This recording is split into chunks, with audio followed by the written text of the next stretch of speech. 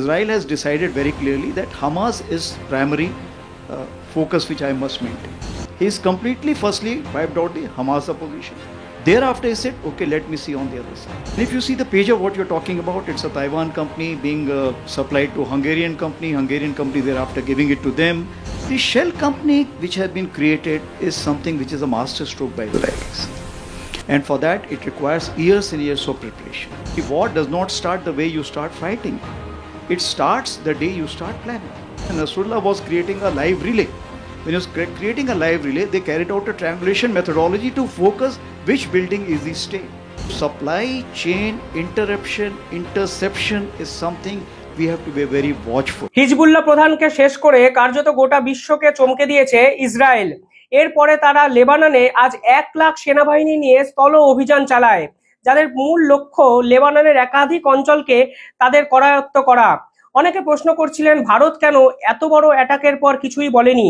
মনে রাখতে হবে, ইউএনএ যখন ইসরায়েল প্রধানমন্ত্রী বক্তৃতা দিচ্ছিলেন তখন ইউএনএর একাধিক দেশ তাকে কিন্তু বয়কট করে, কিন্তু ভারত কিন্তু সেদিন ইসরায়েলের প্রধানমন্ত্রীর ভাষণ ছেড়ে উঠে যায়নি। অর্থাৎ অঘোষিত একটা সমর্থন ভারত প্রত্যেক সময়ই ইসরায়েলকে করেছিল। ঠিক কিছুদিন আগে ইরানের সুপ্রিম লিডার ভারতের বিরুদ্ধে একটি টুইটও করেন। ইসরায়েল কিন্তু সে সময় ইরানকে পাল্টা দিয়ে ভারতের পাশে থেকেছিল। অর্থাৎ ভারত এবং ইসরায়েলের যে সম্পর্ক তা কিন্তু অঘোষিতভাবে এক বন্ধুত্বপূর্ণ এবং বোঝাপড়ার দিকেই কিন্তু এস্টাবলিশড হয়েছিল। মনে রাখতে হবে, ইসরায়েল বিরোধী একাধিক দেশ যেমন রাশিয়া, তুরস্কের মতো প্রভাবশালী দেশ কার্যত ইসরায়েলের প্রতি ক্ষেত্রে প্রতি পদক্ষেপে কিন্তু সমালোচনা করেছে। ঠিক সেখানে আজ ভারতবর্ষ যে স্টেপ নিল তা নিঃসন্দেহে নতুন এক অর্থনৈতিক পরিস্থিতিতে, জিওপলিটিক্যাল সিনারিওতে নতুন সমীকরণের সৃষ্টি করলো বলে আমার মনে হয়।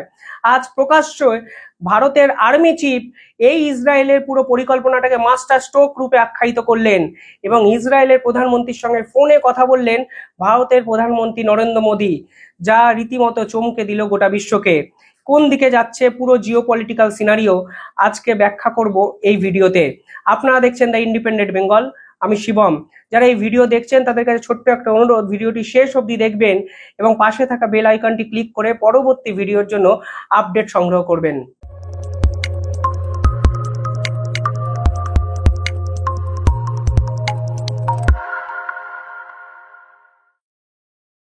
হিজবুল্লাহদের উপর ইসরায়েলিরা বিভিন্ন অভিনব পন্থায় কিন্তু শেষ 1 মাস ধরে লাগাতার আক্রমণ করে যাচ্ছে। কিন্তু সব থেকে যে অভিনব আক্রমণটি সারা বিশ্বকে নাড়িয়ে দিয়েছে তা নিঃসন্দেহে পেজার অ্যাটাক। এই পেজার ছিল অ্যানালগ যুগের একটি ডিভাইস, যা 1949 খ্রিস্টাব্দে এই পৃথিবীতে আবিষ্কার হয়। বর্তমান সময়ে যেখানে সকলে স্মার্টফোন ব্যবহার করছে, ঠিক সেখানে হিজবুল্লাহরা নিজেদের কমিউনিকেশন সিস্টেম ডেভেলপ করার জন্য পেজার ব্যবহার করত। আর এই পেজারই হিজবুল্লাহদের এক সময় সমস্ত পেজার লেবাননে ফাটতে শুরু করে এবং এর পিছনে ইসরায়েলি এক আতাত আছে বলে অভিযোগ করেছিলেন স্বয়ং হিজবুল্লাহ প্রধান। পরবর্তীকালে ইসরায়েল এর দায় স্বীকার করে বলেছিল তারা এই পেজারের মধ্যে এমন কিছু এক্সপ্লোসিভকে ইনস্টল করে দিয়েছে যা ধরতেই পারেনি এই হিজবুল্লাহ গোষ্ঠী। ভাবতে পারেন, নিঃসন্দেহে এক নিখুঁত পরিকল্পনা, যা শেষ 2 বছরের বেশি সময় ধরে ইসরায়েল কিন্তু পরিকল্পনা চালিয়েছে বা প্ল্যান করেছে। এবার এই পেজার কোথা থেকে তৈরি হয়েছে আপনারা যদি দেখবেন যে তাইওয়ানের নির্দিষ্ট একটা কোম্পানি থেকে এই পেজারকে আনিয়েছিল কিন্তু হিজবুল্লাহ গোষ্ঠী। যখন এই পেজার অ্যাটাক হয়েছিল তখন বিভিন্ন ক্ষেত্রে বিভিন্ন মতবাদ তৈরি হয়েছিল। বিবিসি পরিষ্কারভাবে বলেছিল এই পেজার নাকি হ্যাক করেছে ইসরায়েলবাসী, কিন্তু ইসরায়েল যা ভাবে গোটা বিশ্ব হয়তো তার পরে ভাবে। এই পেজার তারা কোনোভাবেই হ্যাক করেনি। তারা স্বয়ং যে কোম্পানি থেকে এই পেজার বানানো হয়েছে সেই কোম্পানির থেকে বরাত সংগ্রহ করেছিল বেনামে। অর্থাৎ তারা বানানোর সময় একসঙ্গে এই পেজারে এমন কিছু এক্সক্লুসিভ বা এক্সপ্লোসিভ পদার্থ ঢুকিয়ে দিয়েছিল যা একটা সুইচেই কার্যত ভেঙে পড়ে এবং ফাটতে শুরু করে বিভিন্ন জায়গায়। অনেকে বলছেন এর ভিতরে 10 থেকে 12 গ্রাম লিথিয়াম গ্যাস ভরে দিয়েছিল ইসরায়েলবাসী, যা ধরতেই পারেনি এই লেবাননের হিজবুল্লাহ গোষ্ঠী। আর আজ ভারতের আর্মি চিফ এই পুরো পদ্ধতিটাকেই কার্যত মাস্টার স্ট্রোক নামে আখ্যায়িত করেছেন। So let me take your point number 1, which you said that the ground offensive is ready to start. Israeli saying is mow the grass, so that for some time thereafter at least there is rest. It will come up again, we'll take care again. And that's what they have been doing. But this time they have done something different. And if you read the India Way, the book written by our External Affairs Minister, he talks about if you have got two sides, which side will you handle first? You have to take sides. And he talked about something that Abhimanyu was not required to go for Chakravyuh. It was meant for Yudhishthir or Arjuna, so that they could have taken on that. But that is the time Arjuna was challenged by somebody else and he went there. Had he decided to go into the Chakravyuh, he would have come out alive and Abhimanyu would have got saved. Similarly, in this case, Israel has decided very clearly that Hamas is primary focus which I must maintain. So what is done? He is completely firstly wiped out the Hamas opposition. Thereafter he said, okay, let me see on the other side. মনে রাখতে হবে এই পরিকল্পনাটা কিন্তু তাইওয়ানের একটি কোম্পানিকে কেন্দ্র করে প্রাথমিকভাবে ইসরায়েল শুরু করে, কিন্তু তাইওয়ান বলেছিল যে পেজার এমন একটা যুগের ডিভাইস যা তারা বানাতে পারবে না, তাই তারা হাঙ্গেরির একটি কোম্পানিকে এই পুরো বরাতটা দিয়েছিল। এবার এই হাঙ্গেরির কোম্পানিটাই ছিল ফারজি, অর্থাৎ নকল এক কোম্পানি যা সরাসরিভাবে কন্ট্রোল করা হতো ইসরায়েল দ্বারা। এই ইসরায়েল বানিয়েছিল একটি কোম্পানি, সেই কোম্পানি কার্যত অনেক কম দামে পেজার বানিয়ে তাইওয়ানকে প্রডিউস করে এবং তাইওয়ান অনেক চড়া দামে হিজবুল্লাহদের বিক্রি করেছিল। ভাবা যায় নিখুঁত পরিকল্পনা এবং যুদ্ধের কত আগে থেকে একটা পরিকল্পনা নিখুঁতভাবে করলে একটা যুদ্ধ যে এইভাবে জেতা যায় এবং হিজবুল্লাহ প্রধানকে বিশ্বের মানচিত্র থেকে গায়েব করে দেওয়া যায়, তার যথার্থ উদাহরণ কিন্তু এই ইসরায়েলের এই পুরো মস্তিষ্কটা। মনে রাখতে হবে এই ইসরায়েলের এই আগ্রাসনের বিরুদ্ধে ফ্রান্সও এবং রাশিয়ার মতো দেশও কিন্তু কথা বলেছে। ফ্রান্স, রাশিয়া, তুরস্ক এবং ইরান বিশ্বের একাধিক প্রভাবশালী দেশ কিন্তু ইসরায়েলের এই দমন নীতির বিরুদ্ধে কথা বলেছে। জাতিসংঘে বিভিন্ন বিতর্কের সৃষ্টি হয়েছে, কিন্তু ইসরায়েল কিন্তু নিজের স্ট্যান্ড পয়েন্টে অনড়।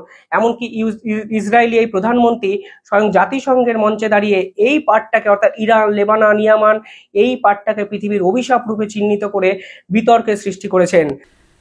And if you see the page of what you're talking about, it's a Taiwan company being supplied to Hungarian company thereafter giving it to them. The shell company which has been created is something which is a master stroke by Israelis. And for that, it requires years and years of preparation.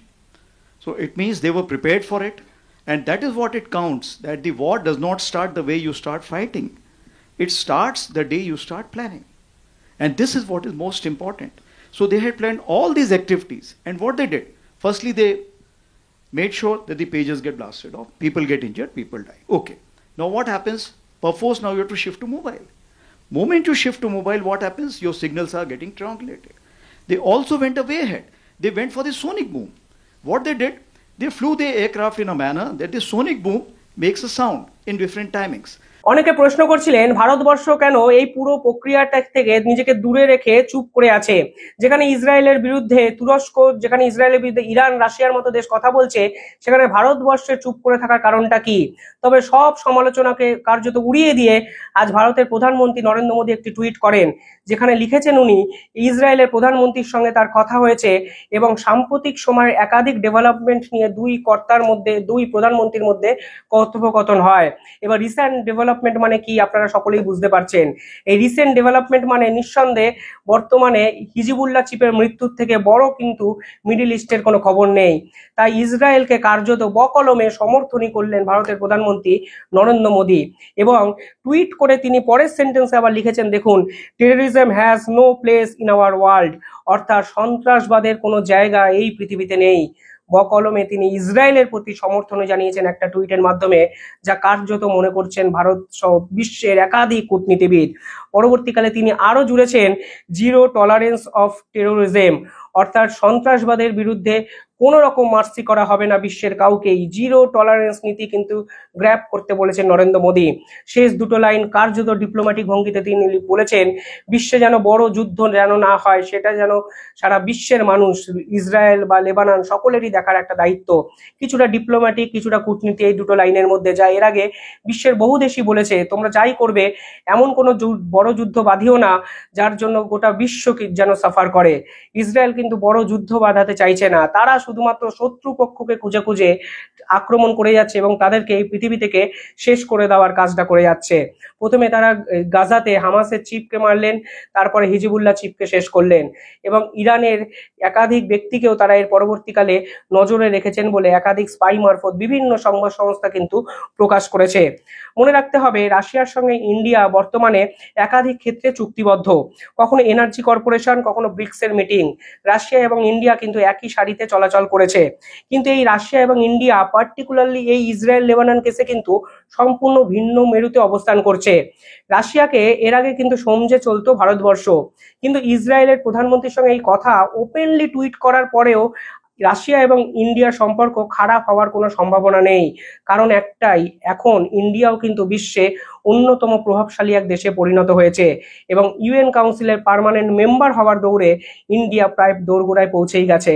ফলে UN কাউন্সিলের member হওয়ার পর ইন্ডিয়ার দাপট এবং প্রভাব যে গোটা বিশ্বে বহির্বিশ্বের কাছে অনেক বাড়বে তা কিন্তু নিঃসন্দেহে বলাই যায়। এরপরে ইসরায়েল আজ সকালেই লেবাননে নর্থার্ন অ্যারোস অপারেশন শুরু করলো। মনে রাখতে হবে ইসরায়েলের উত্তর এবং লেবাননের দক্ষিণ দিক মূলত এই জায়গাকে কেন্দ্র করে কিন্তু যাবতীয় ঝগড়াঝাটির সূত্রপাত, যা আমরা বিভিন্ন ভিডিওতে আপনাদের জানিয়েছি।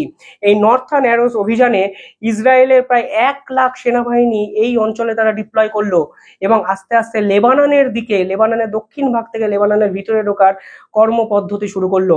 তারা সাধারণ মানুষকে ওই জায়গা থেকে ভ্যাকেট করে দিতে বলেছে, অর্থাৎ পরিষ্কার করে দিতে বলেছে, জায়গাটা খালি করে দিতে বলেছে এবং মার্কিন যুক্তরাষ্ট্রেও অত্যন্ত ডিপ্লোম্যাটিক ওয়েতে স্টেটমেন্ট দিয়ে বলেছে কোনো সাধারণ মানুষ যেন এই পুরো বিষয়টায় ক্ষতিগ্রস্ত না হয়। ইসরায়েল কার্যত সেই নির্দেশই ফলো করছেন এবং 1,00,000 সেনাবাহিনীকে ওই জায়গায় ডিপ্লয় করে লেবাননের ভিতরে ঢুকতে শুরু করেছেন। এর পাশাপাশি ইসরায়েল যে কত উন্নত তা একাধিক নিউজ পেপারের বিভিন্ন তথ্য মারফতই আপনারা বুঝতে পারবেন। অনেকে প্রশ্ন করেছিলেন হিজবুল্লাহ চিফ কোথায় ছিলেন, এই হদিশটা ইসরায়েল কিভাবে পৌঁছালো, ইসরায়েলবাসীরা কিভাবে জানলো, ইসরায়েলের প্রধানমন্ত্রী অব্দি কিভাবে জানলো। দেখুন, ইসরায়েলের যে ইন্টেলিজেন্স ডিপার্টমেন্ট তা বিশ্বের অন্যতম সেরা, এটা আমরা জানতাম। Technological part, IT part, Israel বিশ্বের অন্যতম একটা দেশ, কিন্তু স্পাই ওরিয়েন্টেড কাজকর্মে ইসরায়েল কতটা মুনশিয়ানা দেখাতে পারবে তা নিয়ে কিন্তু অনেক প্রশ্নচিহ্ন ছিল। কিন্তু যে রিপোর্ট সামনে আসছে তাতে চক্ষু চড়ক গাছ হতেই হয়।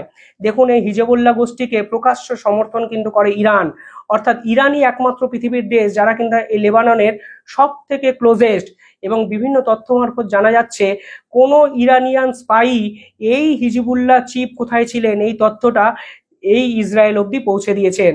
অর্থাৎ ইরানিয়ার যে সোলজার গোষ্ঠী আছে, সেনাবাহিনী আছে, তার ভিতরেও অনেক বিশ্বাসঘাতক লুকিয়ে আছে বলে ইরানের ঘুম উড়েছে। কারণ ইরানের এই সোলজার সেনাবাহিনী বা ইরানের ব্যক্তি ছাড়া হিজবুল্লাহ চিফের গোপন আস্তানা সন্ধান ইসরায়েল কোনোভাবেই পেতে পারত না। অর্থাৎ স্পাই ডিপার্টমেন্টও কিন্তু ইসরায়েল সারা বিশ্বকে কার্যত চমকে দিল। তারা বকলমে তাদের শত্রুপক্ষ ইরান এবং সেই দেশেরই এক স্পাইকে নাকি ব্যবহার করেছে এই হিজবুল্লাহ চিফের এই গোপন আস্তানা খোঁজার জন্য। অবশেষে হিজবুল্লাহ চিফের গোপন আস্তানা জানা যায় এবং ব্যাংকার ব্লাস্ট, অর্থাৎ মাটির তলায় লুকিয়ে থাকা হিজবুল্লাহ চিফের উপর প্রায় 80 টন বোমা বর্ষণ করে পৃথিবী থেকে গায়েব করে দেওয়া হলো এই হিজবুল্লাহ চিফকে, যা নিয়ে ইরান সহ লেবাননে এখন শোকের ছায়া। তবে এই গোটা বিশ্ব একটা জিওপলিটিক্যাল ভাবে ভীষণ মাত্রায় মুভ করছে কিছু ক্ষেত্রে। একদিকে যেমন একটা গোষ্ঠী তৈরি হয়েছে যেখানে রাশিয়া, লেবানন, তুরস্ক, ইয়েমেন এরা যেমন জড়ো হয়েছে, অন্যদিকে আমেরিকা, ইসরায়েল তারা জড়ো হয়েছে, যাদের একদম তীব্রভাবে লড়াই এই ইরানের উপর। ইরান যদি পরমাণু বোমা বানিয়ে ফেলতে পারে তাহলে কিন্তু এই যুদ্ধের পরিধি অন্য রকম বদলে যেতে পারে। আর ঠিক সেখানে দাঁড়িয়ে এই ভারতবর্ষের প্রধানমন্ত্রী নরেন্দ্র মোদীর প্রকাশ্যে ইসরায়েলকে সমর্থন এবং আর্মি চিফের ইসরায়েলের এই কর্মপদ্ধতিকে মাস্টার স্ট্রোক বলা নিঃসন্দেহে জিওপলিটিক্যাল অনেক নতুন সমীকরণ তৈরি করলো। এবং মনে রাখতে হবে আমাদের প্রতিবেশী দেশ বাংলাদেশ কিন্তু সরাসরি ফিলিস্তিনকে সমর্থন করছে এবং পাকিস্তানের সমর্থনও কিন্তু এই লেবানন এবং ইরানের দিকেও। ফলে সব মিলিয়ে দক্ষিণ এশিয়ার পলিটিক্সও কিন্তু একাধিক নতুন সমীকরণে জন্ম দিচ্ছে আগামী 1-2 মাসের মধ্যে, এবং যা গোটা বিশ্বের জিও পলিটিক্সকে আগামী 1 বছরের মধ্যেও নাড়িয়ে দিতে পারে। ইসরায়েলের মতো কড়া পদক্ষেপ ভারতবর্ষ নেবে কি নেবে না সে আলোচনা এই ভিডিওর বিষয়বস্তু নয়, কিন্তু ইসরায়েলকে সমর্থন করে প্রধানমন্ত্রী কার্যত বার্তা দিলেন সন্ত্রাসবাদের বিরুদ্ধে ভারতও কিন্তু ভবিষ্যতে এরকমই কড়া অবস্থান নিতে দুবারও ভাববেন না। আপনারা কি ভাবছেন? ভারতবর্ষের সঙ্গে ইসরায়েলের এই সম্পর্ক এই মুহূর্তে রাখা কতটা উচিত বা অনুচিত নিঃসন্দেহে কমেন্টে জানাবেন, এবং আপনারা কি ইসরায়েলের এই পদক্ষেপকে সমর্থন করেন জানাতে ভুলবেন না কমেন্টে। ধন্যবাদ।